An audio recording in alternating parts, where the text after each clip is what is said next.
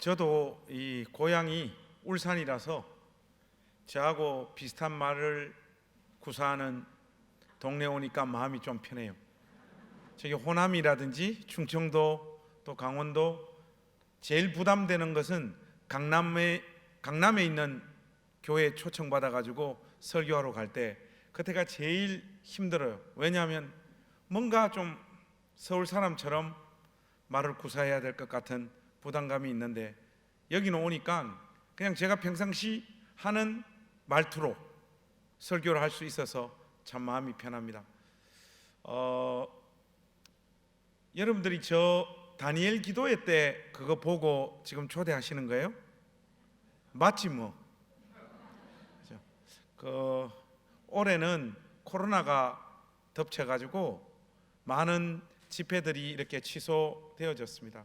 그런데 우리 이 귀한 교회는 취소하지 않고 밀어붙여가지고 제가 이렇게 고양시에서 오늘 부산까지 이렇게 와서 하나님 말씀 전하게 되었는데 오늘 준비한 이 모든 말씀 여러분 영혼에 큰 은혜가 되시기를 축복합니다. 근데 오늘 이게 찬양 인도하시는 분들 대단하시네요. 제가 많은 집회 가서 찬양 인도하시는 분들 봤지만은 이렇게 세워가지고 1시간 내리 달리는 곳은 여기가 처음이에요. 여러분들은 찬양하시고 앉으시지만 저는 1시간 동안 일어났다가 지금 30초 앉았다가 다시 지금 오늘 이 찬양 인도해 주신 분은 제가 다시는 안 만나도록 하겠습니다. 근데 그 첫 번째 곡 부를 때 우리 자매님 와 노래 진짜 잘하시네요. 제가 그 수도권에 있어가지고 제가 노래는 잘 못하는데 하도 이렇게 많이 들어가지고 귀는 발달되어 있는 사람이지 않습니까? 또 우리 딸이 그 보컬로 올해 대학 가려고 준비하고 있기 때문에 제가 이 귀는 많이 발달해 있는 사람인데 야, 이 앞에서 찬양하는 자매님 와 대단하시네. 이 교회 가족이에요? 안 그렇죠? 그러면 그렇지. 이게 레벨이 다르더라고요. 들으면서 와 찬양 진짜 잘한다. 그런데 1시간 동안 해버리는 바람에 첫 번째 그 감동이 다 사라져 버렸어요. 어쨌든 오늘 준비한 이 탕자의 비유와 관련한 메시지를 우리 청년들을 위해서 사실 오늘 이 설교는 제가 준비해 가지고 왔거든요. 그런데 또 우리 어른들도 이렇게 많이 오셨는데 우리 어른들 심령에도 하나님의 은혜가 촉촉히 내리앉기를 축복합니다. 여러분 탕자의 비유는 우리가 신앙생활을 조금이라도 해본 사람들은 이 이야기 모르는 사람 아무도 없잖아요. 그죠? 어린 시절 교회 학교 다닐 때부터 또 신앙생활을 쭉 해가는 과정 속에 수도 없이 반복해서 들었던 설교가 바로 이 탕자 이야기입니다. 그래서 저는 어렸을 때는 있잖아요. 이 누가복음 15장에 등장하고 있는 이 탕자의 비유가 말 그대로 탕자에게 초점이 맞추어진 이야기로 그렇게 알고 읽고 이해하고 은혜를 받으면서 신앙생활의 여정을 꽤 통과했던 것 같아요. 특별히 요즘은 우리 청년들이 그런 세대가 아니잖아요. 저희들은 문학의 밤을 했던 세대거든요. 우리 어른들은 다 공감이 되시죠? 그때 보면 이제 피날레가 뭔가 하면 마지막 선극입니다. 그죠? 선극. 뭐 선극 여러 가지 주제로 하지만 우리 때는 거의 정해져 있었어요.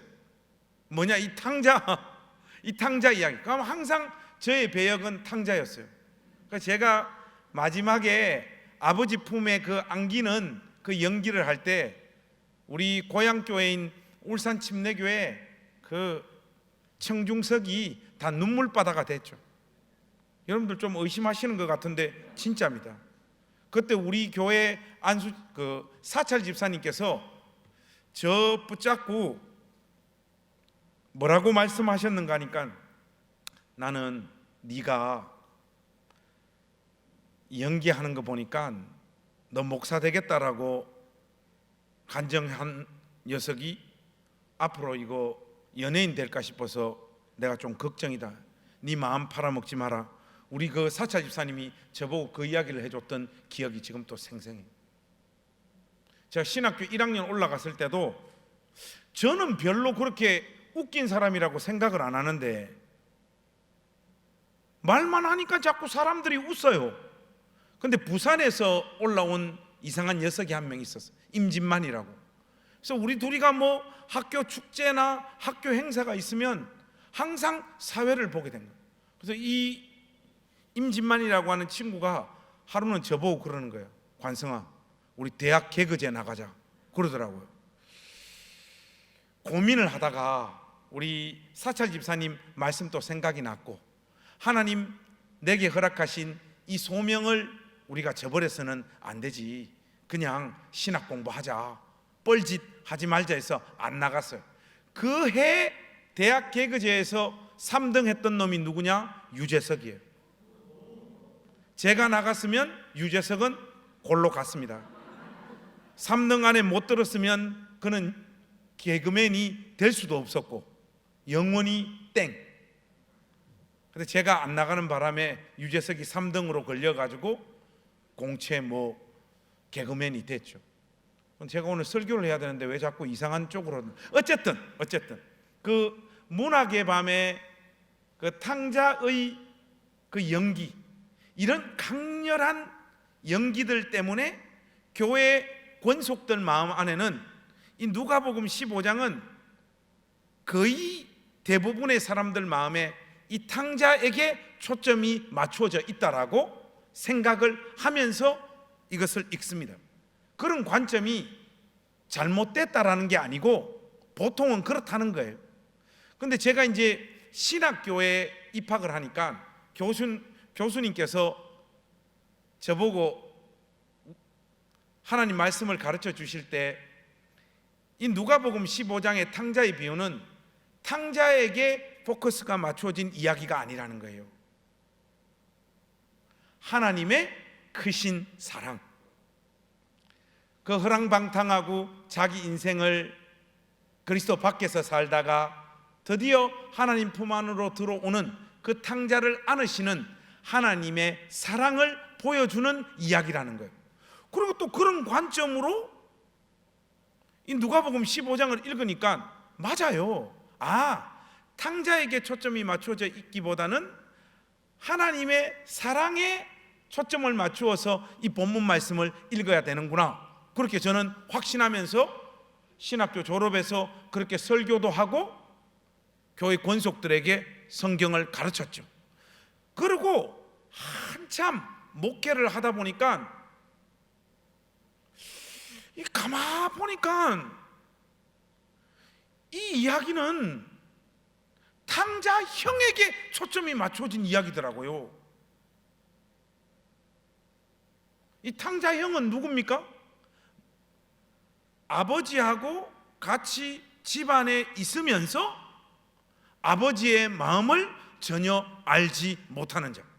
요즘 우리로 치면 뭡니까? 신앙생활 20년, 30년을 했지만 하나님이 누구신지, 하나님의 경륜과 계획이 무엇인지, 본인이 그리스도 안에 실제로 몸을 담고 있는 사람인지 아닌지 그것도 알지 못한 채 그냥 의무적으로 교회 문턱을 넘었다 또 왔다 갔다 하는 그런 존재가 바로 탕자형이거든요. 가만 들여다보니까 이 탕자형에게 초점이 맞추어진 이야기더라고. 이게 제가 누가복음 15장을 이해해 왔던 변천 역사입니다. 여러분은 좀 어떤 것 같아요? 여러분은 이 이야기가 어디에 초점이 맞추어진 이야기인 것 같습니까? 이 보통 주관식으로 물으면 다 답을 안 해요. 교회 식구들이 눈치를 보면서. 그래서 4천만이 기다리는 객관식으로 한번 해보겠습니다. 목사님, 저는 이 비유는 탕자의 비유가 맞는 것 같습니다. 이 탕자에게 초점이 맞추어진 이야기가 맞는 것 같습니다. 1번 손 한번 들어보시죠. 1번. 왜 이렇게 적어요? 여러분 만약에 지금 손 안 드는 사람이 나오면 여러분 모두가 1번, 2번, 3번 중에 하나는 손이 들 때까지 제가 계속 할 겁니다. 특히 청년들은 여러분 좀 자신 있게 하세요. 여러분 틀려도 돼요. 네. 또 엄밀히 말하면 여기 무슨 명확한 답이 있겠어요? 그죠? 자, 1번 탕자의 비유가 맞는 것 같다. 손 한번 들어보세요. 이거는 뭡니까 여러분? 팍 드세요. 팍. 1번 좋습니다. 이거는 하나님의 사랑을 보여주는 비유다. 2번 2번 맞네. 이분들은 하나님이라고 하는 글자가 들어가니까 무조건 지금 드는 거야. 이분들의 일반적인 그 성격 타입은 얍삽한 사람들, 눈치 빠른 사람들. 여러분 이런 분들하고 친구하면 안 됩니다. 좋습니다. 어쨌든 2번 목사님 3번인 것 같습니다. 이 탕자형의 초점이 맞추어진 이야기인 것 같습니다. 3번 손 한번 들어. 오른쪽에 한 분 계세요. 여러분 오늘 설교 제목이 뭡니까? 탕자? 형도 탕자잖아요. 그렇게 보면 좀 눈치가 있으셔야죠. 3번 목사님 저는 3번인 것 같습니다. 손 다시 한번. 이제 또 드는 사람은 또 뭡니까? 그래서 보니까 골고루 좀 있는 것 같아요. 이게 뭘 보여주느냐? 예배당 안에는 있잖아요. 예배당 안에는 탕자도 있고 탕자형도 있어요. 당연히 하나님도 계시죠. 이게 뭘 말하느냐? 지금부터 중요합니다. 교회 안에 여러분들은 몸을 담고 있고 또 신앙생활을 한 지 꽤 오래되었지만은 예수님하고 전혀 상관없는 채 교회를 다니고 있는 사람들이 예배당 안에는 많습니다. 저보고 단도직입적으로 그런 사람들이 한 얼마 정도 되는가 목사님 한번 말해 보십시오. 그렇게 이야기하면 우리 행신 침례교회의 상황으로 볼 때, 목사의 양심으로 볼 때, 저희 교회가 작년 성도가 한 300명 정도 되거든요. 우리가 개척한 지 4년 6개월밖에 안 됐어요. 폭발적으로 지금 성장하고 있는 교회인데 뭐 그렇게 뭐 아멘, 예 아멘, 좋습니다. 제가 우리 행신 침례교회 가족들을 기준으로 봤을 때 60%에서 70%는 예수 안 믿는 사람들이에요. 여러분 생각보다 분위기 심각하죠? 제가 비교적 청년들, 청소년들 그리고 청장년부들 수련회에 초청되어서 설교하러 가는 횟수가 꽤 많은 목사입니다. 가면 제가 항상 마지막 날에는 구원 초청을 하거든요. 제가 대전에 한 100명 정도 모이는 장로교회 학생회 설교를 하러 갔는데 마지막 때 제가 물었어요. 여러분 솔직히 딱 깨놓고 말해가지고 나는 부모님 교회 다니기 때문에 교회 다니고 막 그냥 교회 왔다 갔다 하는 거지 나는 진짜 예수님 믿는 사람은 아니다 하는 사람 솔직히 그 자리에서 지금 일어나라 하니까 100명 중에 여러분 몇 명 일어나는 줄 아세요? 98명이 일어나더라고요. 이게 지금 청소년들이나 청년들의 영적인 상태입니다. 여러분 교회 40대 이상 어른들을 무시하면 안 되는 이유가 뭔가 하면요, 그 세대는요 부흥회를 통하여 하나님의 은혜를 실질적으로 경험해 봤던 세대예요. 여기에는 굉장히 회심이라든지 중생이라든지 그런 과정들을 통하여 인격적으로 예수님을 만난 경험들을 한 사람들이 굉장히 많은 세대예요. 그런데 40대 이하 있잖아요. 여기는 여러분들이 기분 나쁘게 들으실지 모르겠지만은 대부분 다 사쿠라들입니다. 여러분들이 주일날 왜 교회에 오느냐? 마틴 로이드 존스의 표현대로 하자면 집에 가기 위해서 주일날 교회에 오는 거예요.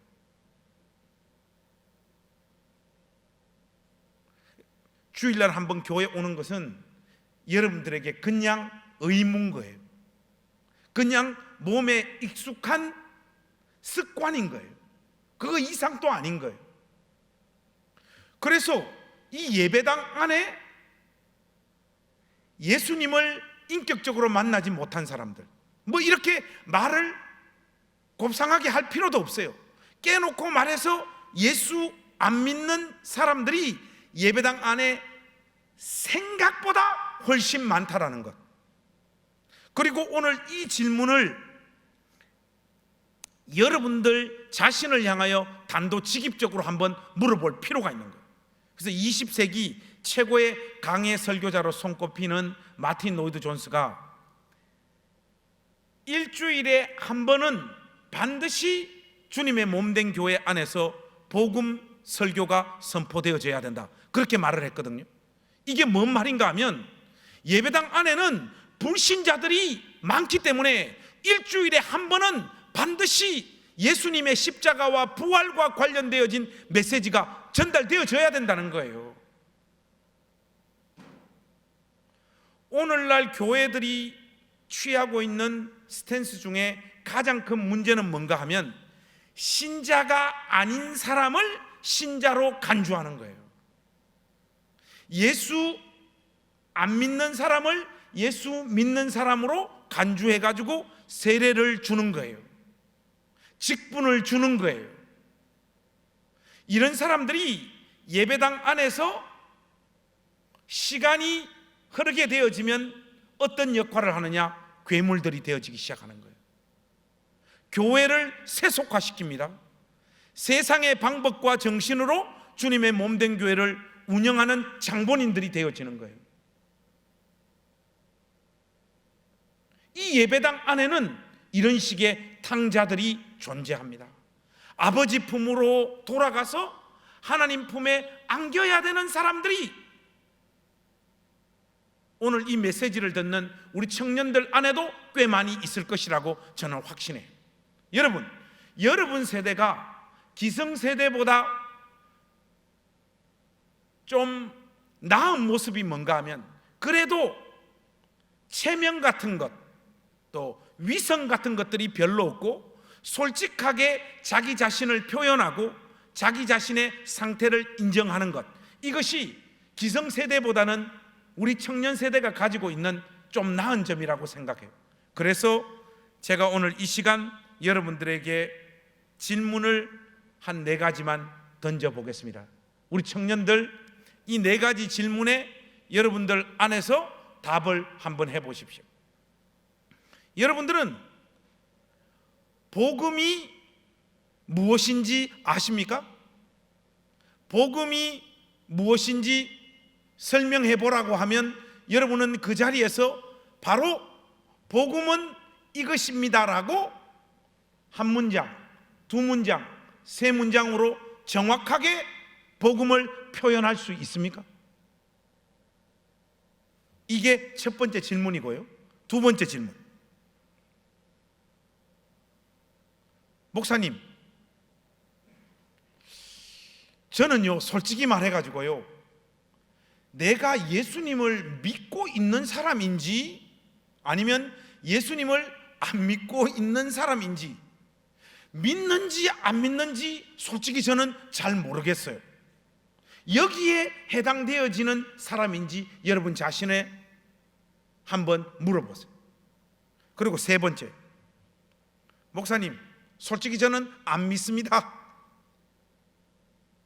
교회에서 이런 나의 영적인 상태를 솔직하게 이야기하기 부끄러워서 그렇지 솔직히 목사님 저 예수님 안 믿어요. 이게 3번째 여러분들 향한 질문이고요.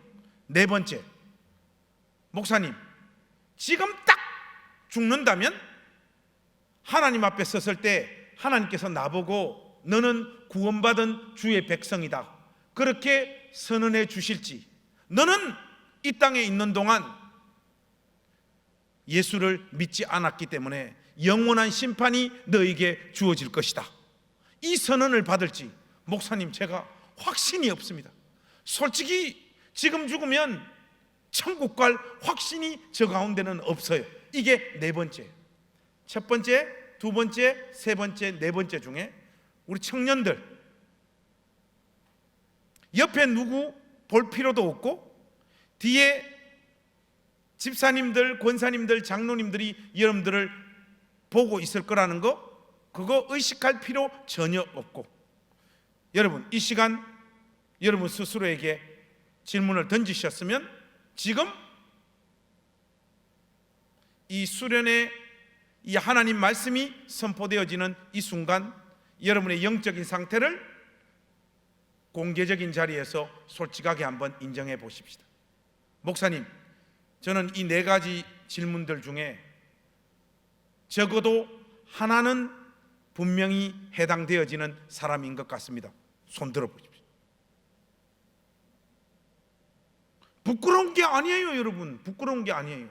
우리 청년의 회원들 중에 목사님 이 네 가지 중에 나는 하나는 분명히 해당되어지는 사람이 맞습니다 하는 친구들 손 한번 들어보세요.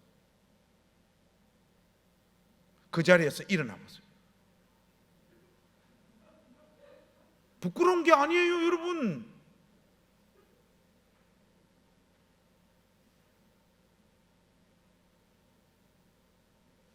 일어나셔서 여기 앞으로 좀 나와 보세요.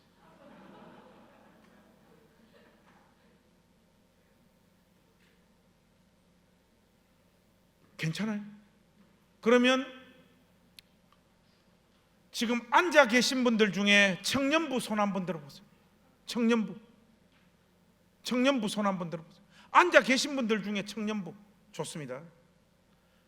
이분들은 이 네 가지 질문들 중에 하나에 본인이 해당되어지는 것 같아서 앞으로 나온 사람들이고, 여러분들은 이 네 가지 질문에 해당되어지지 않는다는 것은 나는 분명히 내가 인격적으로 예수 그리스도를 만났고 복음이 무엇이라는 것을 분명히 설명할 수 있는 사람입니다. 그죠? 아멘입니까? 왜 아멘이 안 들릴까? 이 청년의 수련이니까 여러분 우리 청년들답게 강사도 설교하고 어떤 틀에 매여 있기보다는 여러분들도 좀 여러분들의 마음을 하나님 앞에서 정직하게 좀 표현하는 시간이 됐으면 좋겠습니다.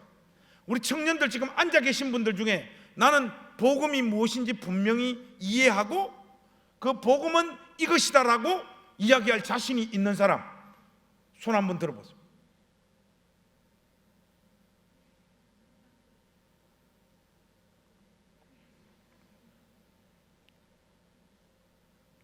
우리 앞에 이렇게 나오신 7분은 있잖아요, 훌륭한 사람입니다. 저기 지금 앉아 있는 사람들은 있잖아요, 어떤 의미에서 있잖아요, 자기 인생에서 단 한 번도 복음 앞에서 자기 자신과 정직하게 대면할 기회를 잃어버린 사람일 수도 있어요. 순간의 그 수치심, 그 순간의 부끄러움, 그 순간에 믿음 있는 척 하고 싶어서 앉아 있는 사람들이 아직도 있을 수 있습니다. 뭐 그렇다고 여러분들이 믿음이 좋은 사람이라는 건 아니에요. 일단은 자리로 들어가세요. 자, 여러분들 7명은 그 같은 자리에 좀 앉아 계시면 좋을 것 같아요. 이쪽 7분은 좀 같은 자리에 이렇게 앉아 계시면 좋을 것 같아요. 7분은 좋습니다. 자, 우리 여기 지금 앞에 안 나온 청년부 있죠? 앞에 안 나온 청년부 중에 목사님이 다시 한번 질문합니다. 목사님, 복음이라고 하는 것은 바로 이것입니다. 목사님, 저는 분명하게 그것을 표현할 수 있고 고백할 수 있습니다. 손 드십시오. 그렇게 하실 수 있는 분. 자매님, 이러시지 말고요, 이렇게 하세요. 이거는 영광스러운 것이고 자랑스러운 것입니다. 사도 바울이 그랬잖아요. 내가 복음을 부끄러워하지 아니하노니. 아멘. 복음을 알고 그 개념이 심령 가운데 있는 사람이 왜 이것을 선포하고 고백하기를 부끄러워하십니까? 우리 그 검은 옷에 노란 명찰하는 우리 자매님 앞으로 좀 나오세요. 여러분 박수로 환영하겠습니다. 오늘 이제 우리 정 목사님이 우리 청년들 평상시에 어떻게 교육했는지 오늘 다 드러나는 거예요. 정 목사님 나한테 전화하면 이런다. 아우 형님, 청년부들 내가 교리부터 시작해가지고 쫙 잘 가르치고 있습니다 하길래, 그래? 내가 내려가면서 얼마나 잘하는가 오늘 확인하려고 왔어. 너 때문에 온 거야 내가. 자매님, 저 혹시 마이크 있습니까? 마이크 하나 잡으세요. 마이크. 자, 자매님 저 앞으로 한번 보시고요. 오늘 이 자매님이 제대로 고백을 하면 이 청년부가 복음을 다 이해하고 있는 것이고, 오늘 이 자매님이 못했다 그럼 여러분 다 말짱 꽝인 거예요. 자, 우리 자매님 저 한번 보세요. 복음이 무엇입니까? 자, 마이크 들고 앞에서 한번 짧게 하셔도 좋고 길게 해도 좋습니다. 어쨌든 용을 서서 복음이 무엇인지 한번 설명을 해보세요. 시작. 제일 짧게는 복음은 복된 소식. 그리고 조금 5글자로 표현하면 복음은 예수 그리스도. 그리고 우리가 세상에서 정말 세상이 줄 수 없는 자유함, 그리고 다시 새롭게 되는 삶을 말합니다. 떨리네요. 떨리는 게 아니고 교회에서 보통 그런 이야기 많이 해요. 많이 하고 제가 볼 때는 그런 거는 그냥 주워 들어가지고 하는 이야기야. 그거 말고 자매님이 진짜 목사님 복음이라고 하는 것은 바로 이것입니다 라고 이렇게 제법 문장으로 한번 이야기를 해보세요. 무엇이 기쁜 소식입니까 자매님? 제가 다시 한번, 지금 제가 따지는 게 아닙니다. 화내는 거 아닙니다. 지금 여기 앞에 못 나온 청년들 있잖아요. 여기는 그냥 덩신들이야. 자매님이 이 중에 제일 훌륭한 거예요. 용기를 내시고 저 목사님이 지금 나를 잡아먹으려고 저러는 것이 결코 아니라는 거. 근데 이것은 우리의 사활이 걸려있는 중요한 문제이기 때문에 제가 자매님에게 이렇게 열을 내면서 여쭙는 거예요. 자매님, 복음이란 무엇입니까? 이렇게 말하니까 아까 말했는데 그걸 또 어떻게 말하란 말이고, 지금 우리 자매님이 그러시는 것 같아 표정이. 그러면 제가 이렇게 여쭐게요. 복음은 예수님이라고 했잖아요. 자매님이 예수 그리스도 기쁜 소식 그럼 제가 이렇게 질문 한번 해볼게요. 예수님이 자매님을 위해서 무엇을 해주셨습니까?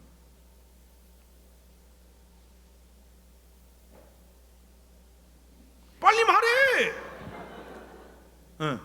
그러니까 너무 뻔한 대답일 수도 있겠지만 예. 저에게 영원한 생명을 허락하셨어요. 아니, 영원한 생명을 허락하기 위해서는 그 앞에 뭔가를 해야 되잖아요. 그잖아요. 그죠? 다시 한번, 예수님께서 우리 자매님을 위해서 무엇을 해주셨습니까?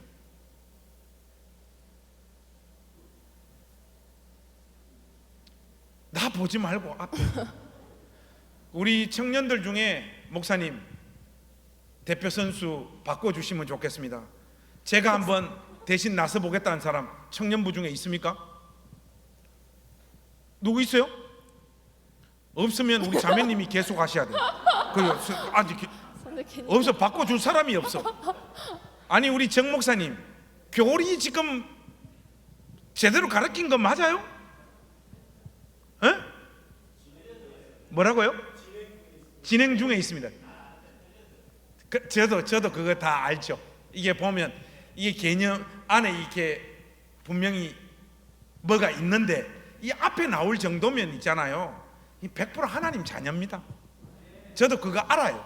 근데 지금 우리 자매님은 주님처럼 온갖 수모를 이 청년들을 대신해가 지금 짊어지는 거예요. 오늘 그냥 하루 자매님에게 주어진 사명은 쪽팔리는 거예요. 그 짊어지세요. 괜찮아요. 그렇게 해서 복음을 이해하는 깊이와 넓이가 자매님 안에서 더 풍성해지면 그거 됐잖아요. 혼내는 것도 아니고. 자, 자매님 다시 한번 가봅시다. 자매님, 예수님이 자매님을 위해서 무엇을 해주셨습니까?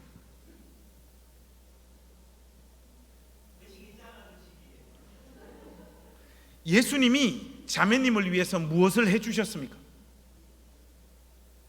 자매님, 절대로 어려운 거 아니에요. 교회 올 때마다 들었던 이야기, 그거 이야기하시면 돼요. 예수님이 자매님을 위해서 뭘 해주셨습니까? 대학교 시험을 붙여주셨습니다. 또 이러지 말고, 예수님이 우리 자매님을 위하여 영원한 약속을 해주셨습니다. 미안한데 들어가. 우리 자매님 그거 알아요. 알아서 지금 이게 떨려서 그런데.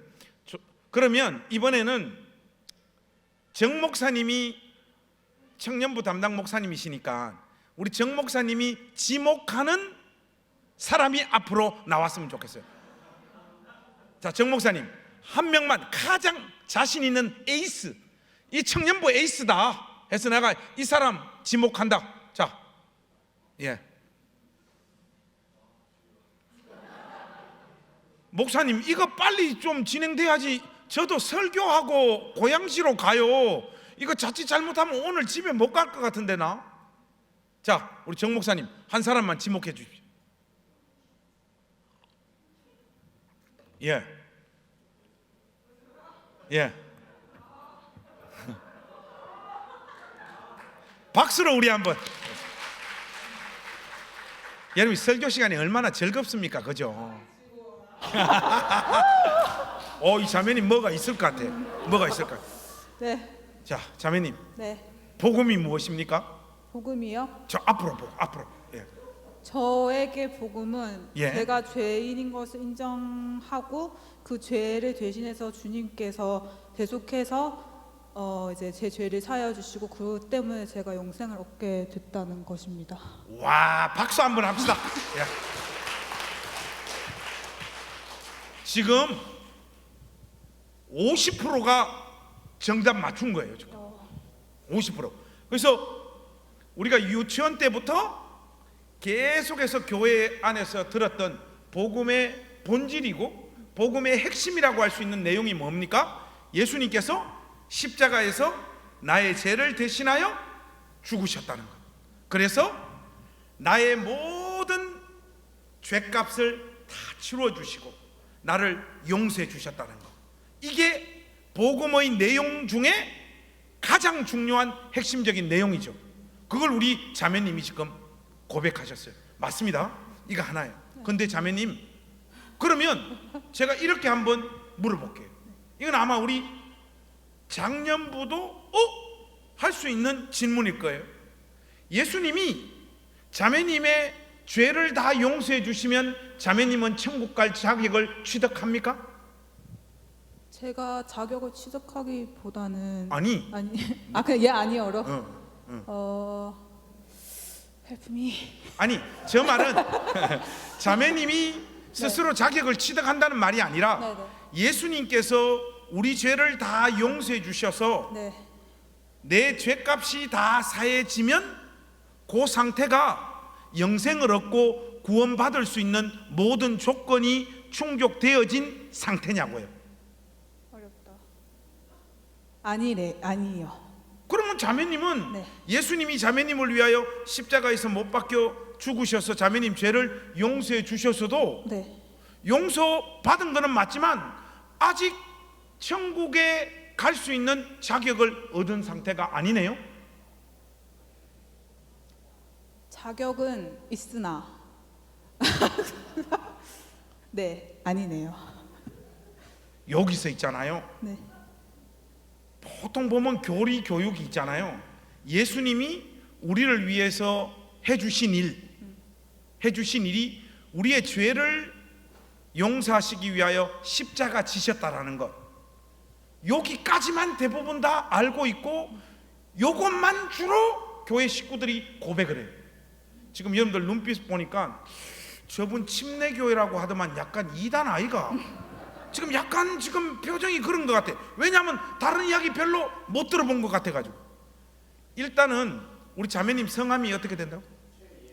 예슬. 네. 최예슬 자매. 우리 예슬 자매님은 교회의 자존심을 세운 사람이에요.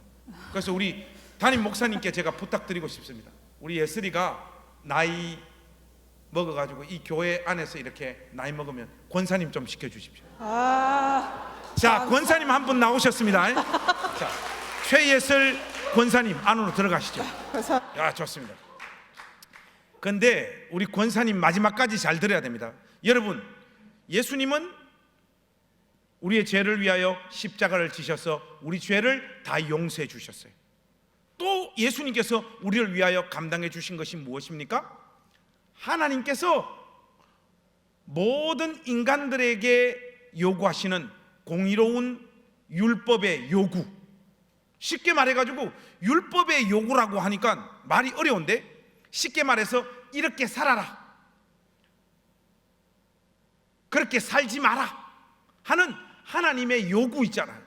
이 하나님의 요구를 우리 인간들을 대표해서 하나도 빠짐없이 그 율법의 모든 계명을 예수님께서 다 지키셨어요. 우리를 대표로 해서. 그래서 하나님의 계명을 하나도 빠짐없이 다 지킨 상태를 뭐라고 이야기하느냐? 성경에서 의로운 상태라는. 그래서 의로운 분은 오직 예수님 한 분이에요. 여러분은 의롭습니까? 안 의롭습니까? 왜 안 의롭습니까? 왜냐하면 우리는 하나님의 계명을 몸부림 만부림을 쳐도 하나님의 계명을 다 지킬 수 없는 존재이기 때문에 그래요. 자, 우리 한번 테스트 해볼까요? 테스트. 내 이웃을 어떻게 하라? 내 몸같이 사랑하라. 자, 우리 청년부 회원 여러분, 내 이웃을 내 몸같이 나는 사랑하는 사람이다. 손 한번 들어보세요. 저는 결혼해서 살아보니까 마누라도 내 몸처럼 사랑이 안 돼. 자식도 내 몸처럼 사랑이 안 돼. 컨디션 좋을 때 있잖아요. 컨디션 좋을 때, 그때는 어떨 때 되는 날도 있어. 근데 대부분의 날은 있잖아요, 내 몸처럼 아내도 자식도 사랑이 안 돼. 이렇게 이야기하니까 수련회 가니까 어떤 청년이 그러더라고. 목사님, 저는 내 이웃을 내 몸같이 사랑합니다. 이렇게 이야기를 하더라고. 진짜야? 하니까 예, 저는 이때까지 그렇게 살았습니다 하더라고. 근데 이 남자 청년이었거든. 이 남자 청년도 안 되는 게 있어요. 왜요? 계명이 그 계명만 있는 게 아니잖아요. 그 제가 그랬어요. 간음하지 말라. 형제님, 그 계명 이때까지 살면서 제대로 지켰습니까? 하니까 제대로 지켰습니다 그런 거예요. 니 뭐 간음이라고 하니까 실질적으로 뭐 그 나쁜 짓 하는 거, 그것만 간음이 아니고 우리 주님께서 산상수훈을 보면 율법을 완전 재해석하셨잖아요. 여자를 보고 마음에 음욕을 품는 자도 이미 간음한 자니, 그렇게 이야기했잖아요. 그잖아요. 그거 안 하는 남자 있습니까? 어떤 사람 있어요. 목사님, 저는 그거 안 합니다. 어떤 여자를 봐도 마음에 음욕을 품은 적이 없습니다. 그 사람은 있잖아요, 건강이 안 좋은 거예요.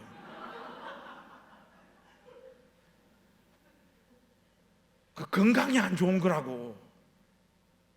나는 바람 안 피웠습니다. 나는 간음 안 했습니다. 나는 음욕 안 가졌습니다. 그는 있잖아요, 우리 청년부 수련회니까 이야기를 하자면 김태희가 와가지고 자기를 안 꼬신 거예요. 음욕을 인간은 이길 수 없어요, 여러분. 그럼 좋습니다. 내 이웃을 내 몸같이 사랑했다. 오케이. 그 다음, 나는 간음도 안 하고 음욕도 안 해. 좋습니다. 그것도 다 인정하자면 성경에 그러면 어떤 말씀이 또 있습니까? 돈을 사랑하지 말라. 일만하게 뿌리니. 자, 우리 오늘 이 예배당에 있는 우리 권속들에게 제가 한번 묻겠습니다. 목사님, 나는 돈 안 사랑합니다. 손 한번 들어보세요. 나는 돈 안 사랑합니다. 돈을 안 사랑하는 정도가 아니라 우리는 돈에 환장한 자들이잖아요. 그렇지 않습니까? 우리는요, 하나님의 율법의 요구, 그 계명대로요, 완벽하고 온전하게 절대로 살 수 없는 존재예요. 그러면 하나님의 계명을 하나도 어긴 존재에게 하나님께서 어떻게 하신다고 말씀하셨습니까? 진노하시고 심판하시겠다고 말씀하신 거예요. 우리는 있잖아요, 하나님의 진노와 심판의 대상입니다. 왜 옛날에 교회에서 그런 찬양 많이 불렀잖아요. 당신은 사랑받기 위해 태어난. 여러분, 교회에서 이거 부르면 안 돼요, 여러분. 우리는 하나님의 계명을 온전히 지키지 못하는 존재야. 그래서 하나님의 진노와 심판의 대상이라고요. 그것이 마땅히 우리가 안아야 될 우리의 운명이란 말이죠. 우리가 서야 할 그 진노와 심판의 자리에 예수님께서 대신 서셨고, 그리하여 우리 죄를 다 용서해 주셨을 뿐만 아니라 하나님께서 우리를 보실 때 어떻게 보시는가 하면 있잖아요, 하나님의 계명을 처음부터 끝까지 모든 계명을 하나도 빠뜨림 없이 다 지킨 사람인 것처럼 우리를 간주해 주십니다. 왜냐? 예수님께서 이 계명을 다 지키셨잖아요. 우리 죄를 용서하시고 모든 계명을 하나도 빠뜨림 없이 예수님께서 다 지키셨는데, 예수 믿는 자에게 죄가 이제부터 하나도 없다라고 간주해 주셨을 뿐만 아니라 하나님의 계명도 다 지킨 것처럼 우리를 그렇게 간주해 주시는 거예요. 이게 바로 복음입니다, 여러분. 여러분 이해되세요? 이게 복음이라고요. 예수 믿는 자에게 허락되어지는 그 은혜라고 하는 것을 신학적으로 어려운 단어로 여러분들에게 좀 표현하자면, 그리스도의 의의 전가, 그리스도의 그 의로우심을 예수 믿는 자에게 그대로 예수님의 의를 우리의 의로 하나님께서 간주해 주시는 거예요. 자, 여러분 여기까지 잘 이해가 되십니까? 여러분, 제일 어리석은 설교자의 특징이 뭔지 아십니까? 이 청중들이 내 설교 잘 이해하고 은혜 받고 지금 잘 따라오고 있다라고 확신을 한 채 진도 계속해서 나가는 설교자, 이게 제일 어리석은 설교자예요. 저는 여러분을 믿지 않습니다. 설교자는 끊임없이 청중들을 의심해야 되거든요. 이거 진짜로 이 중요한 것을 이해한 거 맞을까? 계속 의심해야 되는데, 자, 우리 청년부 여러분, 제가 금방 복음이 무엇인지, 예수님이 우리를 위해서 무엇을 하셨는지에 대해서 설명을 드렸죠? 자, 그러면 자, 테스트 해보겠습니다.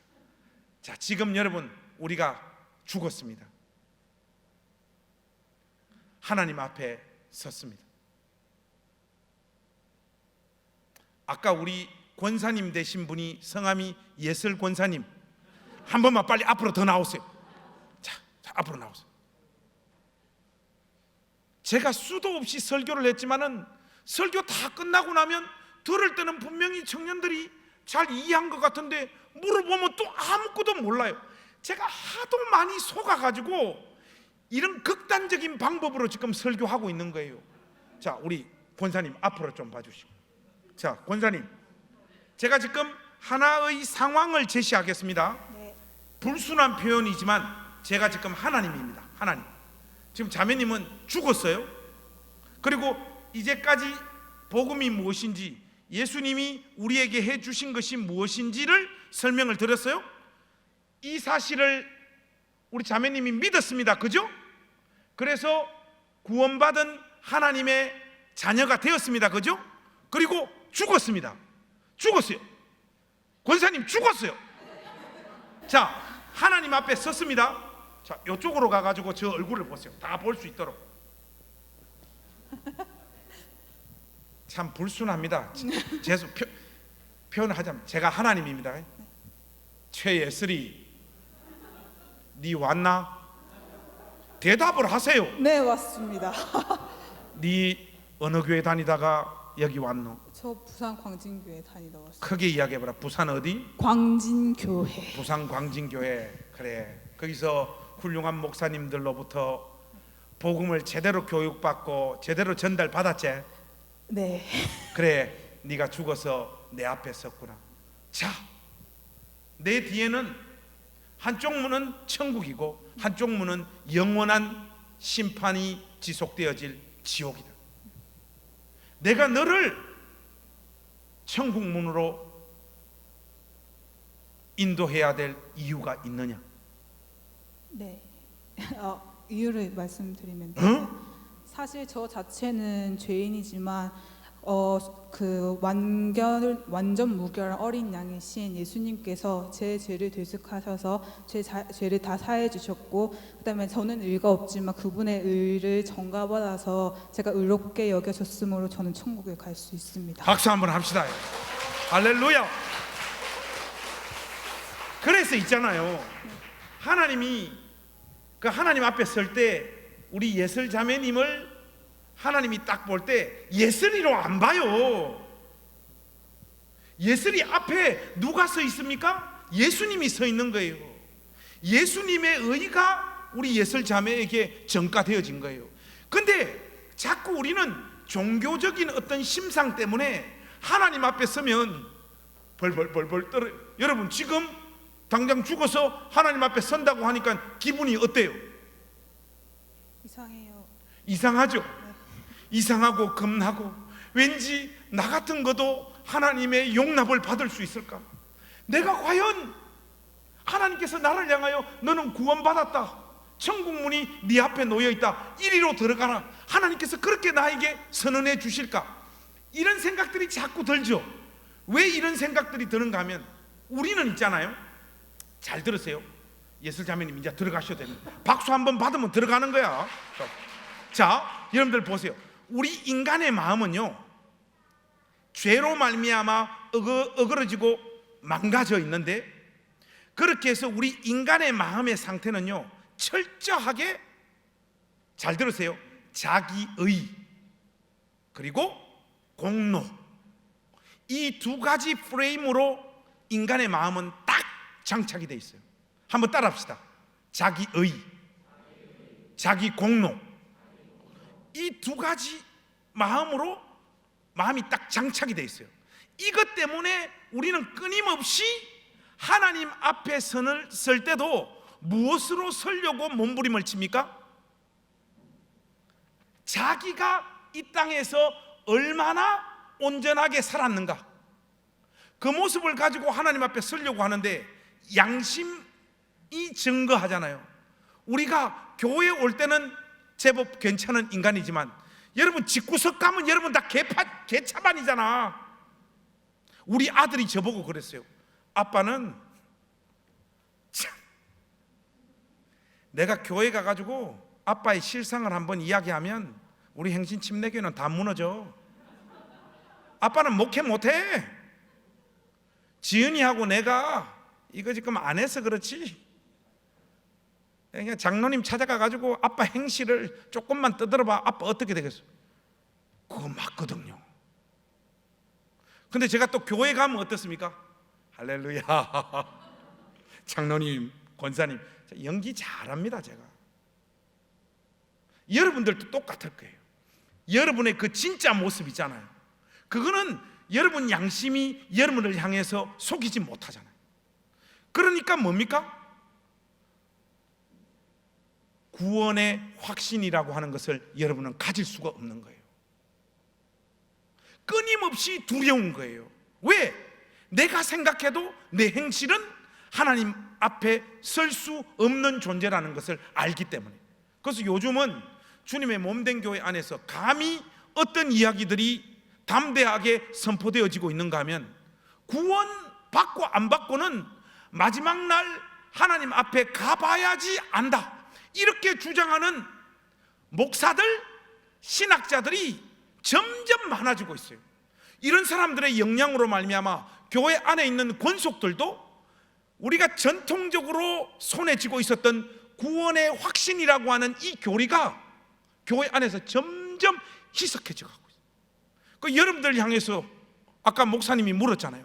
지금 죽어서 하나님 앞에 섰을 때 하나님께서 여러분들 향하여 천국으로 들어가라, 너는 구원받은 하나님의 백성이다, 이렇게 선언해 주실 확신이 있느냐 물었을 때 여러분들 어떻게 했다고요? 왠지 해 주실 것 같기도 하고 또 안 해 주실 것 같기도 하고, 목사님 솔직히 잘 모르겠어요. 여러분, 이렇게 자꾸만 말을 하는 이유가 뭐라고요? 자꾸 여러분의 행실을 뒤돌아본다고요. 왜? 우리 마음의 상태가 자기 공로, 자기의라고 하는 이 프레임으로 차 있기 때문에 그렇습니다. 쉽게 말해가 뭔가 하면, 밥을 3번 얻어 먹으면 적어도 밥을 한 번은 사야 된다라고 하는 부담이 생기죠. 이게 뭐 인간적으로 이야기하면 일종의 염치입니다. 염치, 그죠? 체면이고, 그죠? 이런 것들을 누구를 향해서도 여러분들이 끊임없이 가지려고 하는가 하면 하나님을 향해서도 끊임없이 가지려고 하는 거예요. 그래서 본인이 구원받았다라고 하는 확신을 무엇을 통해서 자꾸 확인하려고 하는가 하면, 내가 교회에 얼마나 봉사하고 있는가, 얼마나 헌신하고 있는가, 얼마나 헌금하고 있는가, 얼마나 예배에 잘 나오고 있는가, 얼마나 구제하고 다른 사람들을 섬기고 있는가, 이걸 통해서 확인하려고 해요. 그러다 보니까 우리의 구원의 확신은 끊임없이 흔들립니까? 안 흔들립니까? 봉사를 잘하고 헌금을 잘하고 사람들을 잘 섬기는 날도 있지만 그러지 못하는 날도 많잖아요. 우리의 삶은. 그렇기 때문에 왔다 갔다 왔다 갔다 하는 거예요. 저는 저의 마음도 자기의라든지 공로로 프레임화되어져 있는 심령의 소유자이기 때문에 저 역시 설교를 이렇게 하지만은 이 교리를 굳세게 붙잡지 않으면 목사임에도 불구하고 저의 구원은 왔다 갔다 왔다 갔다 흔들려요. 그리고 실질적으로 그런 유혹에 빠져드는 날이 있어요. 언제냐? 저 같은 경우 솔직히 이야기하자면 부부싸움 했을 때. 여러분, 목사님들은 부부싸움을 어떻게 할까요? 1번, 여보, 내가 지금 화가 났어. 당신도 좀 가라앉히면 좋겠어. 그래도 나 당신 사랑해. 이렇게 한다. 1번. 2번, 이 쌍학, 네가 사모냐 이씨. 그럼 우리 집사람, 니는 목사냐 이씨 하다가 이런 것도 한 번씩 집어 던진다. 2번. 자, 여러분, 목사님들은 부부싸움 할 때 어떻게 할 것 같습니까? 1번으로 한다. 송아 1번으로 한다. 여러분, 주기철 손양원 목사님도 그거 못합니다. 부부싸움 할 때는 다 성질 부려요. 아직도 해결되어지지 못한 저의 죄성이고 저의 못난 모습이에요. 그래서 우리 집 사람이 매일매일 목사님한테 하는 이야기 중에 어떤 이야기가 있는가 하면, 인간아, 성도들한테 하는 거 내한테 10분의 1만 해봐라. 이 위선자야, 네 만나가지고 내 인생 다 조진 거 아이가. 우리 사람이 저한테 제일 많이 하는 이야기예요. 이런 부부싸움 한번 해버리면요, 저의 그 아이덴티티 있잖아요. 신자요, 목사요, 구원받은 하나님의 백성이라고 하는 것이 막 흔들리는 거예요. 흔들려요. 이렇게 그런 유혹으로 막 빠져들어가는 거예요. 이 다시 어디로 돌아가는 겁니까? 어디로 돌아가는 거예요? 구원받고 안 받고를 어디에 포커스를 맞추는 거예요? 내가 신앙생활 잘하고 있는지, 말을 곱게 하고 있는지, 하나님 앞에 제대로 헌신하고 있는지인 나의 행실을 다시 보면서 내가 구원받았는지 안 받았는지를 또 확인하는 거예요. 이게 있잖아요, 좋은 믿음이 아니에요 여러분. 이거 목사님이 이렇게 이야기하니까 혹시 여러분 여기 지금 앉아있는 분들 중에 그러면 목사님 뭐 막 살아라는 말입니까? 이렇게 이 말씀을 이해하는 사람 있을 거예요. 바로 그 사람이 구원받지 못한 인간입니다.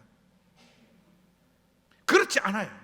목사님이 지금 여러분들에게 그걸 요청하는 말씀이 아니라 절대로 우리가 하나님 자녀라고 하는 것을 확신하는 것은 자기의 행실을 근거로 하여 구원을 확신하려고 몸부림치면 칠수록 여러분들의 구원의 확신은 흔들릴 수밖에 없다는 것. 그래서 여러분, 목사님이 그래서 이런 표현을 잘 써요. 신앙이 진짜 좋은 사람에게 나타나는 표지가 뭐냐? 첫 번째 표지가 뭐냐면 뻔뻔해지는 거예요.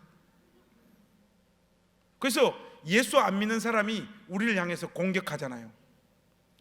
야, 네 꼬라지가 그 모양인데 네가 예수 믿는다고 교회 다니냐? 네가 신자냐 임마? 네 꼬라지를 봐. 네가 그래놓고 교회 다니는 놈이냐? 그렇다고 예수 믿는 인간이냐 네가?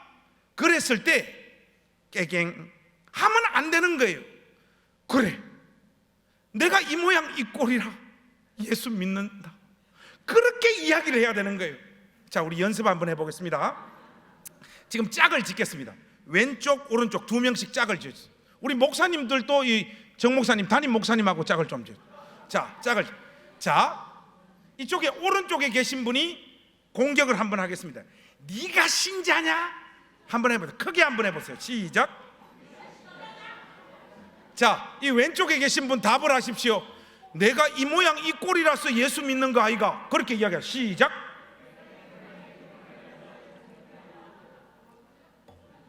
자, 이제 그 욕하고 방어하고 한번 했으니까 역할을 바꿔가지고 또 한번 해보세요. 여러분, 점점 좀 독한 말로 먼저 공격을 한번 해보세요. 독한 말로. 시작.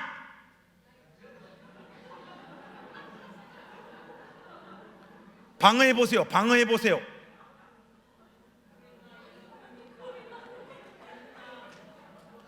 자, 여러분, 지금 이제 조금씩 복음이 무엇인지, 그 원리가 어떻게 되는지 조금씩 따라오고 계시죠? 그래서 있잖아요, 잘 들으십시오. 제가 우리 성도들에게 하나님 말씀을 가르치면서 이런 말을 해요. 여러분, 이걸 액면가 그대로 딱 받아들이지 마시고 위트가 좀 섞여 있고 복음을 이해하기 위해서 던지는 표현이라는 것을 좀 염두하시고 들으세요. 제가 농담 반 진담 반 우리 행진침례교회 가족들에게 이 복음을 설명하면서 이렇게 이야기해요. 여러분, 뭐 좀 잘못했더라도 회개 3번 이상 하지 마. 제가 그렇게 이야기해요. 하니까 당연히 지금 반응이 지금 여러분과 같은 이런 반응이죠. 저 목사님 진짜 이상하다. 이 통합적 교회의 침례교회 목사 오더만 벌써 헛소리 하네, 벌써 이상하다, 이렇게 하는데 여러분 한번 보세요. 우리는 있잖아요, 하나님 앞에 회개를 하는 것이 아니라 자기의 강박을 벗겨내려고 해요. 여러분, 이런 거 있잖아요. 이런 거 상처 났어요. 그러면 여기 건지러워요, 안 건지러워요? 이 성질 급한 인간은 어떻게 하면 이거 계속 건질잖아요. 건질어서 어떻게 됩니까? 상처 더 나죠. 마치 그런 것처럼 있잖아요, 회개를 계속하는 사람이 있어요. 회개를 계속. 예를 들어서 어떤 죄를 하나 지었어요. 아버지 용서해 주세요. 아버지 용서해 주세요. 아버지 용서해 주세요. 3번 이상 하는 것은 이거 정신병이야. 뭘 못 믿습니까? 예수님이, 하나님이 그리스도 예수 안에서 나를 용납하시고 이미 용서해 주셨다라고 하는 확신을 못 가지기 때문에 자기 스스로 빌고 또 빌고 자세를 비굴하게 낮추어서 하나님 마음을 한번 달래보겠다라고 하는 몸부림이에요. 여러분, 이거보다 더 중요한 게 뭔가 하면 하나님께서 그리스도 예수 안에서 이미 나의 죄를 다 용서하시고 나를 그분의 자녀로 용납하고 받아주셨다라고 하는 확신을 가지는 게 더 중요합니다. 그 하나님의 사랑의 마음이 녹아내릴 때 우리가 더 깊은 진짜 회개의 자리로 내려갈 수 있는 거예요. 회개를 하고 신앙생활을 열심히 하고 이런저런 행실을 통하여 하나님의 마음에 한번 들어보겠다라고 몸부림치는 것, 여러분 이거는 기독교가 아니고 종교입니다. 저는 오늘 우리 청년부 회원들이 첫 번째, 이 탕자와 같은 영적인 상태, 구원을 확신하지도 못하고 본인이 예수를 믿는지 안 믿는지도 모르고 복음이 무엇인지 설명도 못하는 상태에서 교회를 왔다 갔다 하는 이 상태에서 벗어나서 아버지 품에 안길 수 있는 여러분 모두가 되어지기를 우리 주님의 이름으로 축복합니다. 헨리 나우엔이라고 하는 사람이 있어요.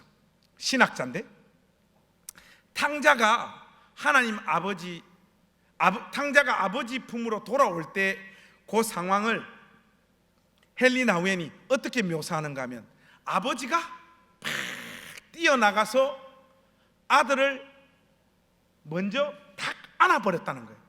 왜 안아버렸느냐, 아들이 그 입에서 아버지 제가 잘못했습니다 라고 하는 말도 못하게 하나님이 먼저 가서 그를 안아버렸다는 거예요.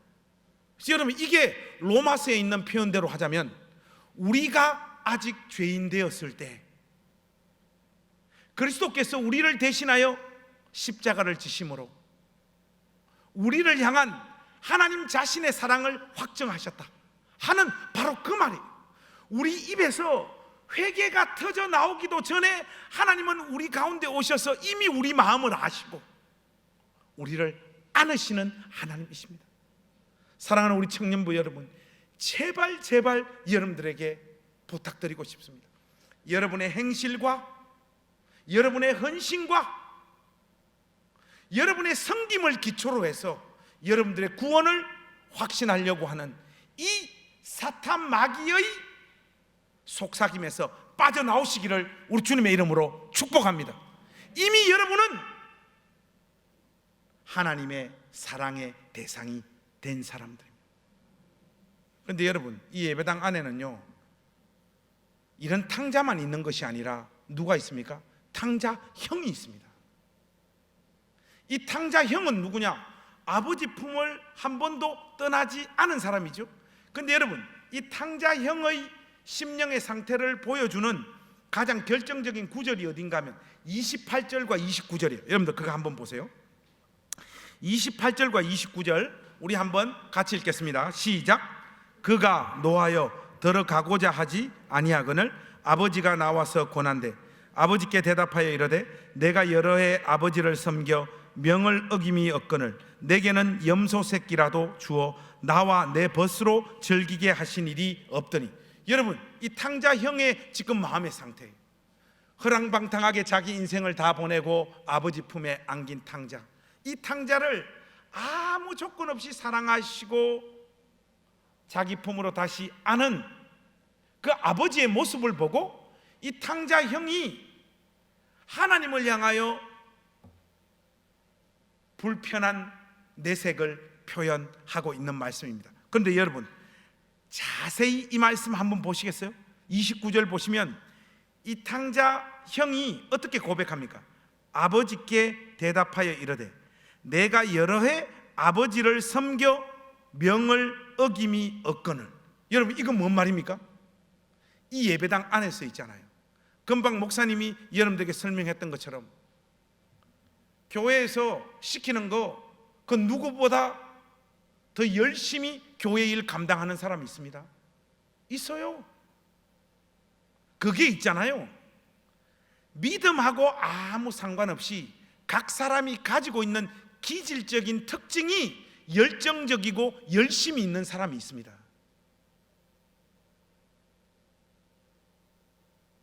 이 사람은 예수님을 안 믿는 사람이라고는 말하기는 어렵고 예수님을 믿는 사람이에요. 근데 이 예수님을 믿는 사람이, 지금부터 설명 잘 들으십시오. 우리 인간의 마음은 있잖아요. 금방 목사님이 여러분들에게 설명했던 그 복음을 처음부터 붙잡고 천성에 이르는 그날까지 끝까지 이 복음을 붙잡고 살기보다는, 아까 목사님이 여러분들에게 뭐라고 말씀했어요? 인간의 마음의 틀은 어떻게 돼 있다고요? 자기 의와 공로. 복음을 붙잡고 시작했던 신앙생활이 그냥 그 사람을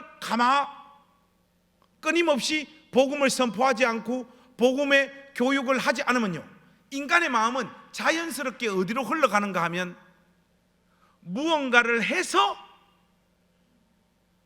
하나님의 사랑과 호의를 받으려고 몸부림치게 돼요. 이 사람은 교회 안에서 이런저런 성경 공부도 많이 했고 설교도 많이 들었기 때문에 복음이 무엇이냐 하면 복음이 무엇이다라고 잘 설명하고 이야기할 수 있습니다.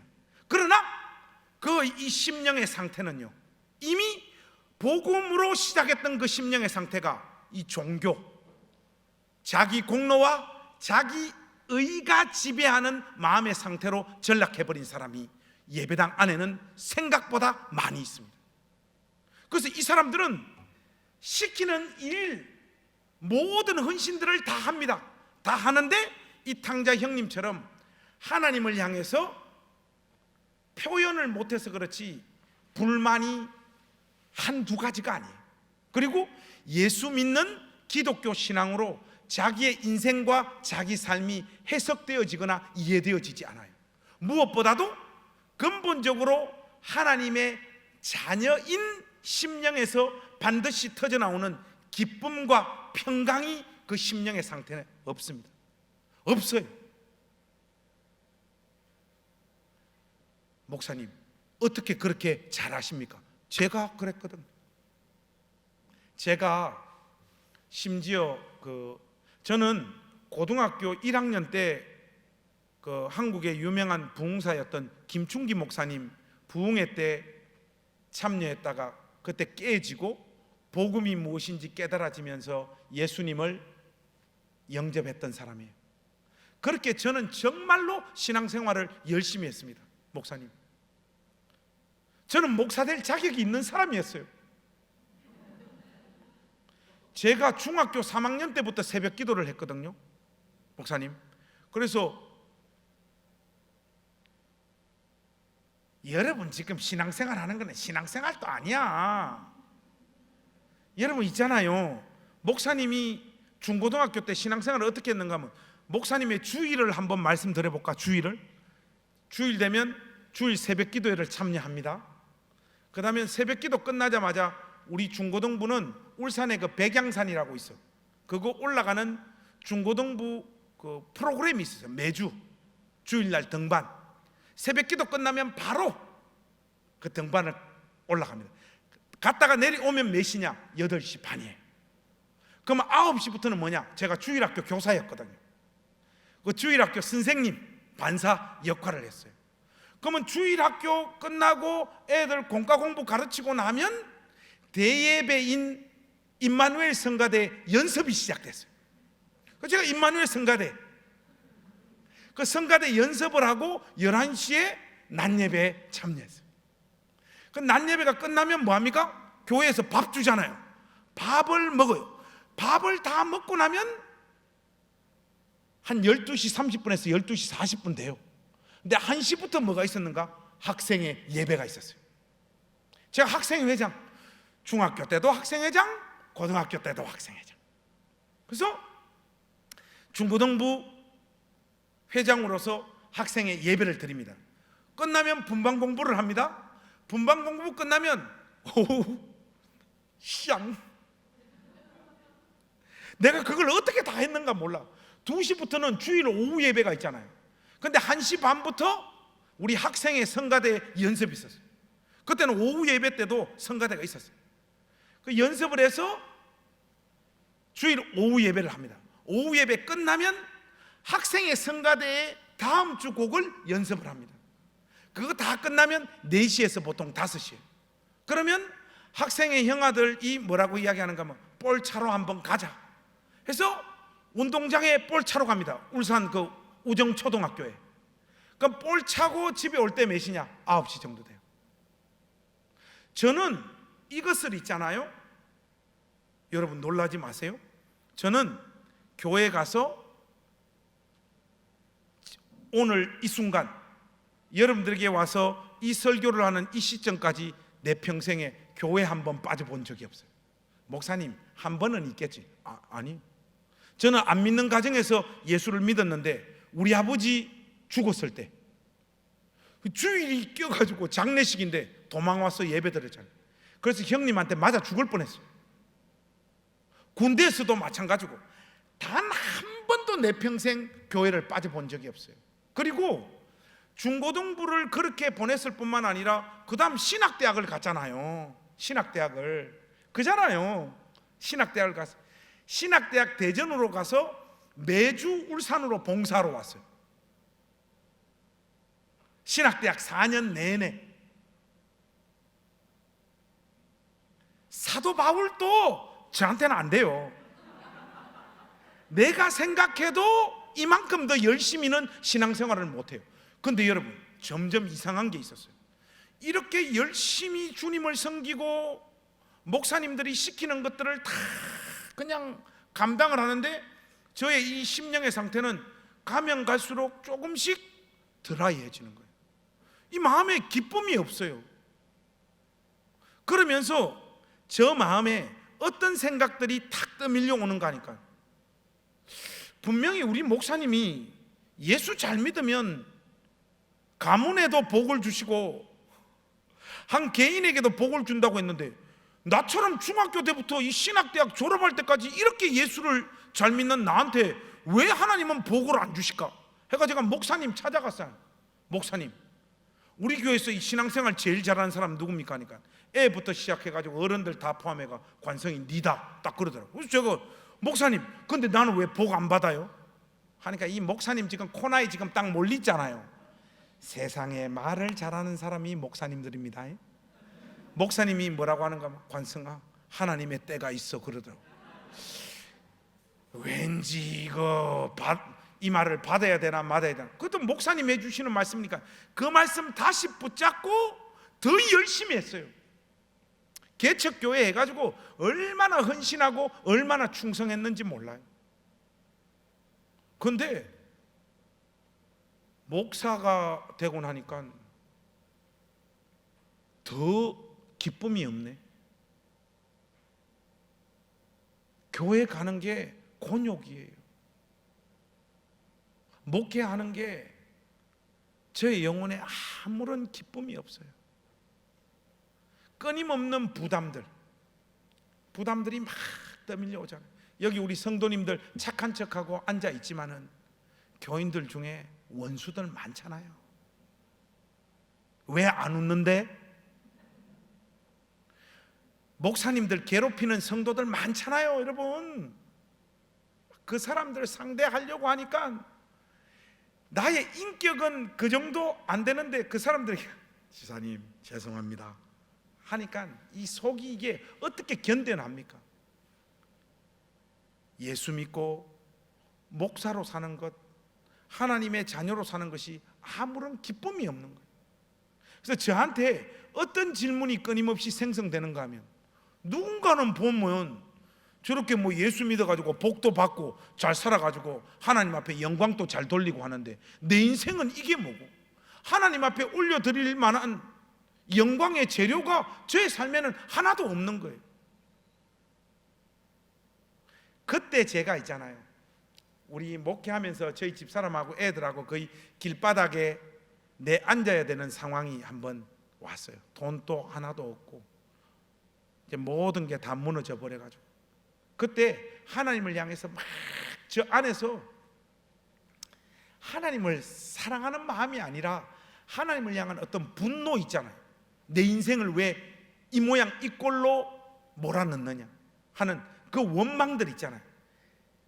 하나님, 나 어렸을 때부터 예수 믿어가지고 시키는 거 다 했잖아요. 내가 내 양심을 향하여 물어봤을 때 저는 정말로 하나님 앞에 한치의 부끄러움도 없이 이렇게 살아온 인생인데 어떻게 하나님 나한테 이렇게 대접할 수 있습니까? 하나님이 언제 내 인생을 한번 따뜻하게 안아주신 적이 있습니까? 이런 막 기도들, 이런 원망들이 하나님을 향해서 막 쏟아지더라고요. 여러분, 저를 이 세상에서 제일 잘하는 여자가 누굽니까? 두 사람이에요. 우리 집사람하고 우리 어머니 살았을 때. 근데 우리 집사람이 저보고 그러는 거예요. 저 안에 막 그런 스트러글이 계속 일어나는 거 보더만 우리 집사람이 저보고 그런 거예요. 여보, 나 당신한테 솔직히 하고 싶은 말이 있는데 당신 내 말 받아들일 마음의 준비가 돼 있나? 그러더라고요. 여보, 어떤 이야기든 좋으니까 해보라고 하니까, 여보, 솔직히 말해가지고 당신 있잖아, 목사 스타일 아니다. 와, 이거는 어떤 사람한테 들었던 이야기보다 저한테 더 큰 상처가 되더라고요. 저를 이 세상에서 제일 잘하는 저희 집사람이 저보고 당신은 목사감도 아니고 목사로 살아서는 되는 사람이 아니다, 다 그러더라고요. 이게 뭐 화살이 심장에 와가 그냥 탁 박혀버리더라고요. 얼마나 상처가 되고 아픈지. 제가 그때 결심했어요. 목사님, 천국 가는 그날까지 이 여자 용서 안 합니다. 저 아직도 너무너무 아파요 이게.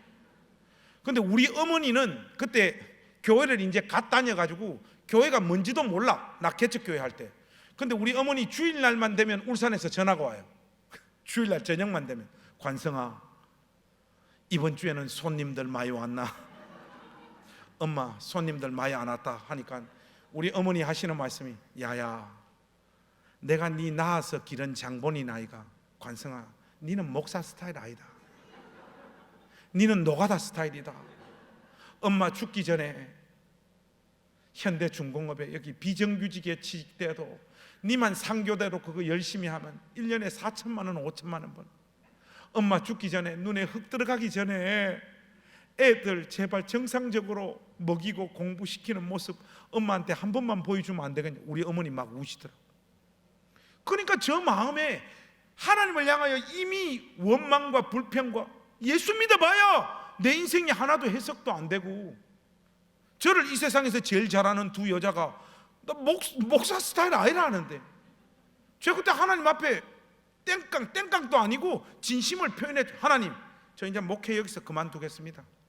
목회 그만두는 정도가 아니라 신앙생활도 그만둘랍니다. 울산 내려가서 목회 그만두고, 울산 내려가게 돼서 제가 내려가게 되면 교회를 계속 다닐지 안 다닐지, 하나님 그것도 나 솔직히 보장 못하겠습니다. 이런 마음의 상태로 그냥 가버리더라고요. 예수님을 이미 만났음에도 불구하고 그 복음을 계속해서 붙잡고 있는 거 아닌가요? 그리스도 예수 안에서 하나님이 이미 나를 용납하시고 나를 그 어떤 존재보다 더 깊이 나를 사랑하고 계시다라고 하는, 하나님이 이미 나를 안으셨다라고 하는 이 복음에서 저의 마음은 교회 봉사나 헌신이나 내 인생을 목사로 드린 이 과정을 걷다가 내 마음에 있었던 자기의와 자기 공로라고 하는 이 프레임으로 저의 마음의 상태가 흘러가 버린 거예요.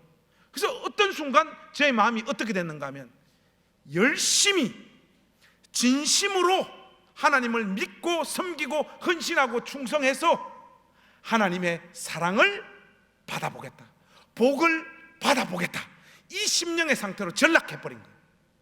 하니까 이 마음에는 이 세상 그 어떤 곳에서도 줄 수 없는, 하나님만이 주실 수 있는 그 영적인 기쁨과 평강이 저 마음속에서 사라질 수밖에 없죠.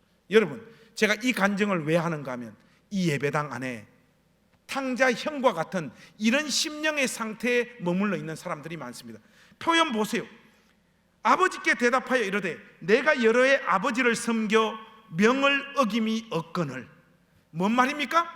탕자형이 하나님으로부터 멀어지게 된 결정적인 동기가 뭡니까? 하나님 말씀대로 사는 것. 그것이 있잖아요, 하나님과 떨어지게 만드는 결정적인 이유가 돼버린 거예요.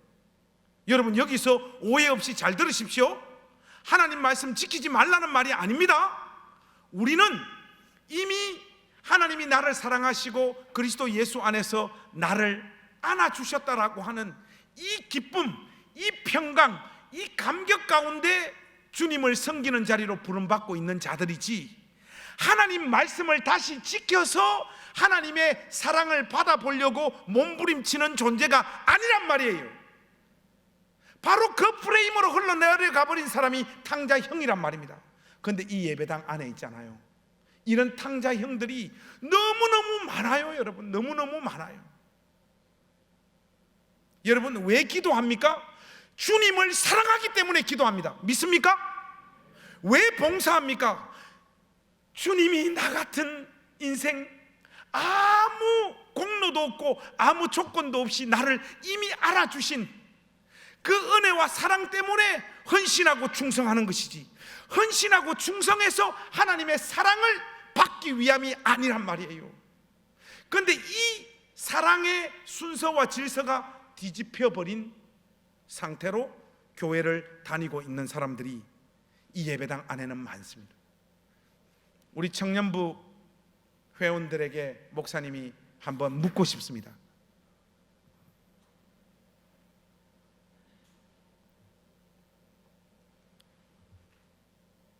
예수 믿는 기쁨이 있습니까? 목사님, 왜 청년들이 아멘을 안 할까요? 정 목사님 어디 있노? 정 목사님 제대로 가르치고 있는 거 맞나? 자, 우리 청년부 회원 여러분, 없는 기쁨 또 이렇게 짜내가지고 말하지 마시고, 자, 저를 한번 보십시오. 우리 청년부 회원 여러분, 예수님 믿는 기쁨과 평강이 여러분들 마음 가운데 진짜 있습니까? 아멘. 그런 아멘 말고 진짜. 또 이게 제가 한 번, 두 번, 세 번 쪼아대니까 아따 저 새끼 질기네, 끝까지 이게 하네, 아멘 한번 해주고 빨리 설교 끝내게 해야 되겠다, 그러지 말고 진짜로 목사님이 진짜 여러분 영혼을 향해서 한번 물어보세요. 진짜 나 예수님 믿는 그 기쁨과 평강이 목사님 저 정말 있습니다 하는 그 마음이 있습니까? 정말 있습니까?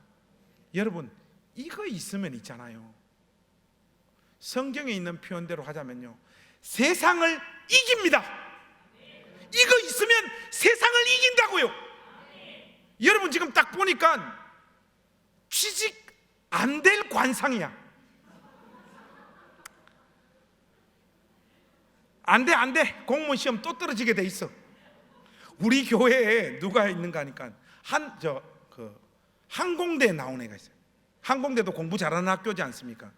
우리 그 조경민이라고 토익 990, 완전 그래서 관제사 지금 시험 치려고 이제 탁 준비하고 있는데 코로나19, 인천공항 98% 일감 다 날라감 해서 아예 공지가 안 떨어지는 거예요, 시험 공지가. 그래서 얘가 찾아와가지고 목사님, 나는 이제 어떡합니까? 하는 거야. 그래, 경민아, 앞으로 어찌해야 되겠냐? 고향에 곡성, 얘가 이제 전라도 곡성 출신, 곡성에서 목사님 그 시골에서 나름 전교 1등 해가지고 항공대 온 거거든요. 우리 어머니 아버지 저만 믿고 이때까지 배 빠지게 다 고생해가 나이를 공부시켜가지고 한 번도 흩어짐 없이 여기까지 이렇게 왔어요. 근데 관제사 아예 시험이 공지가 이제 안 되는데 나는 어떻게 해요? 목사님, 애가 막 울더라. 이때 제가 던졌던 매몰참 말이 뭔가 하면, 경민아, 네 예수 믿나? 하니까 예수야 믿지요. 너의 그 슬픔과 고통, 아픔 그렇게 표현하는 거 맞아. 그리고 그거 아무 문제 없는 건 맞는데, 너 지금 이런 비참한 상황 속에서도 네 안에 이 세상 그 어떤 것도 네 마음을 짓눌러 가지고 너의 영혼 안에 있는 근본적인 그 기쁜 마음은 꺾어낼 수 없다라고 하는 그 확신과 그 고백 있나 하니까 우리 경민이가 그래요. 없어요. 여러분, 우리는 있잖아요, 굉장히 알고 보면 단순한 존재예요. 쉽게 말해가지고 그냥 좋은 대학 가고 좋은 데 취직되고 엄마 아빠 막 그런 대로 돈 벌고 살아가면 막 그냥 기뻐요. 그냥 기뻐요. 근데 공무원 시험 연달아 가지고 한 3번 떨어져 봐요. 하나님 없어져 버립니다. 부부싸움 한번 해봐요. 하나님 주시는 기쁨 없어져 버려요.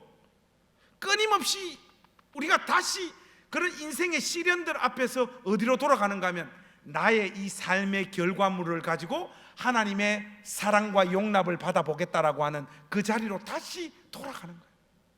사랑하는 우리 청년부 여러분, 여러분의 삶이 그 아무리 비참하고 초라하다 할지라도 그리스도 예수 안에서 하나님이 이미 여러분들을 사랑하시고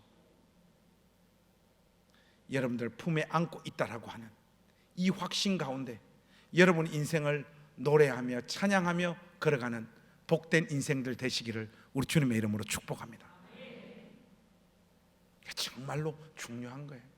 제가 우리 딸에게 오늘 여러분들에게 와서 전할 이 말씀을 우리 딸을 앉혀놓고 설교를 한번 했어요. 가서 잘해야 되기 때문에 지은아, 아빠가 오늘 부산 가면 이 설교할 건데 아빠 설교하면 들어줄 수 있나 하니까 아빠 해봐라 그러더라고. 그래서 우리 지은이 앉혀놓고 제가 이 설교를 처음부터 끝까지 다 했어요. 비슷한 스타일로 물어보기도 하고 탁 하니까 지은아 어떤 너? 하니까 우리 딸이 그래, 아빠 설교 좋네 그러더라고. 그래서 이렇게 하면 되겠지 하니까 우리 딸이 그 독한 것이거든요. 그냥 넘어가요. 아빠 다 좋은데 좀 추상적이네.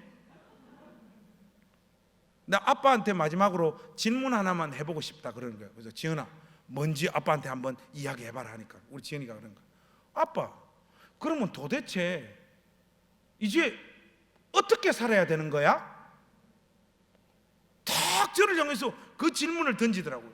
아빠 그러면 이제 나는 어떻게 살아야 되는 거야? 요거 있잖아요. 요거 우리 딸내미 질문 요거 있잖아요. 요게 지금 어떤 상태인가 하면요, 또다시 뭡니까?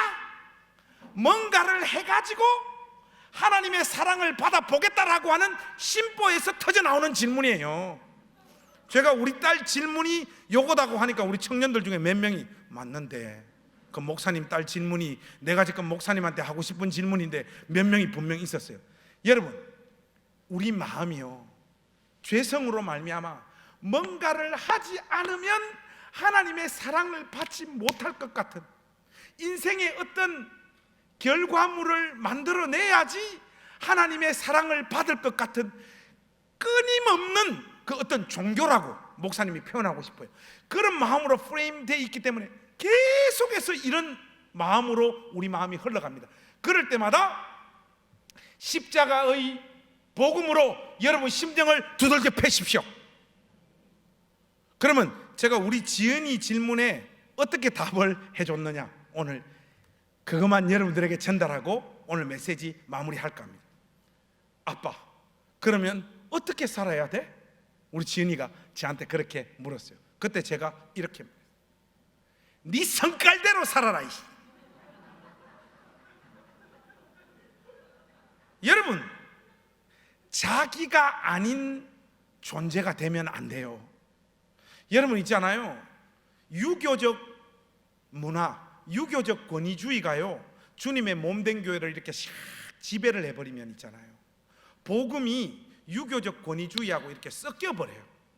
섞여버리면 이 교회라고 하는 공간이 예수님의 복음으로 그 스피릿으로 교회가 역동적으로 움직여지는 공동체가 아니라 유교적인 문화가 교회를 장악해요. 그러면 특히 우리 자매님들 예를 들어서 설명하자면 교회는 약간 뭐 청년부 설교니까 이렇게 합니다. 교회는 자매님들 중에도 어떤 자매님을 좋아하는가 하면 까불하는 자매 있잖아요. 까불 뭐 이렇게 아까 앞에 율동하는 이런 자매 있잖아요. 어른들 이런 사람 안 좋아해요. 말 이렇게 막 목사님 그거 아니잖아요. 이렇게 잘 좀 따지는 듯하고 아까 최예슬 씨 같은 뭐 이렇게 뭐 그거는 이겁니다. 뭐 이런 사람 안 좋아하고 교회는 누굴 좋아합니까? 목사님 순종할래요? 이 사람 좋아. 그러니까 자꾸 교회 와가지고 자기를 속이는 거예요. 자기가 안 되고 이미 그리스도 예수 안에서 그 모습 그대로 주님께서 사랑해서 받은 그 모습으로 살지 않고 유교적 권위주의가 지배하는 이 교회 안에서 좋아하는 부류의 사람으로 자꾸 교회 와서 자기를 꾸미는 거예요. 보통 이렇게 해요. 자매님들 교회 오면 그러다가 병들어 죽는 거예요. 오늘 설교의 결론을 맺겠습니다. 네 성깔대로 살아라. 이게 주님이 여러분을 어떻게 지으셨는가 하면 이 세상에 그 어떤 누구도 그 어떤 사람도 소유하거나 가지지 못한 캐릭터로 여러분들을 빚으신 분이 우리 하나님입니다. 그 모습 그대로 이미 하나님이 나를 사랑하시고 그리스도 예수 안에서 나를 그분의 자녀로 용납하시고 받으셨다라고 하는 그 기쁨과 감격 속에서 세상을 이겨내시고 여러분의 모습대로 마음껏 여러분 인생을 경주하여 사십시오. 하나님은 여러분의 삶의 열매가 지극히 초라하고 지극히 보잘것없는 인생이라고 할지라도 여러분의 인생을 통하여 가장 큰 영광을 받으실 것입니다. 그 당당함을 가지십시오. 그 당당함을. 우리 교회 김재훈이라고 고등학교 선생님이 있어. 42살 아직 장가를 못 가서 혹시 순교의 각오로 우리 재훈이에게 시집올 자매 있으면 010-4266-5879 제 전화번호입니다. 번호 좀 넣어주세요. 제가 왜 이 친구 이야기를 하는가, 우리 재훈이가 칠수해가지고 목사님 선생님 됐어요. 재훈아 니 그거 어째 버틴노? 이러니까 목사님 한 5번 떨어졌을 때는 진짜 한강 가가지고 뛰 내리고 싶더라. 6번째는 진짜 시도하려고 했다는 거. 그 7번째 시험에 붙어가지고 자기 이 배꼽에서부터 그 터져 나오는 서러움과 그 기쁨이 막 혼재되어져 있는 속 깊은 울음을 어머니 무릎 앞에서 그 펑펑 울었던 이야기들을 간증을 하는데 와, 그 정말 뭉클하더라고요. 여러분, 제가 여러분들 향해서 끝까지 참으라고 안 그럴게요. 7번 떨어질 때까지는 좀 참으세요. 우리 주님이 여러분 놓지 않습니다. 때를 따라 돕는 은혜로 여러분들을 붙잡고 여러분들과 함께 할 거예요. 여러분 초라한 여러분 인생 바라보면서 자꾸 괴로워하거나 그것들을 통해서 하나님과 연관시켜가지고 나는 하나님 앞에 아무런 영광을 올려드릴 만한 재료도 없는 인생이라고 여러분을 폄하하지 마시길 바랍니다. 다시금 복음을 붙잡고 당당하게 여러분 인생을 살아내시는 우리 모든 청년부 회원들이 되시기를 우리 주님의 이름으로 축복합니다. 마지막으로 한번 초청하겠습니다. 우리 청년부 여러분, 혹시 오늘 이 메시지 듣고 목사님 저 안에 구원과 관련한 복음과 관련한 내용들이 정리되어지고 해결되어지고 내가 하나님 자녀라고 하는 것을 확신하게 되었고 하나님 앞에 서는 그날 하나님께서 예수 믿고 살다 온 나를 향하여 천국으로 들어가라 그렇게 선언해 주실 것이라고 제가 확신하게 되었습니다 하는 우리 청년부 회원들, 또 원래 그런 마음을 가지고 있었던 믿음을 가지고 있었던 청년들도 그 자리에서 잠깐 일어나십니다.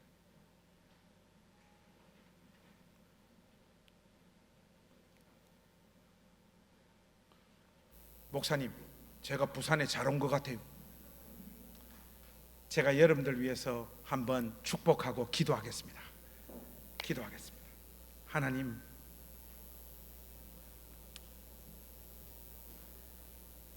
여기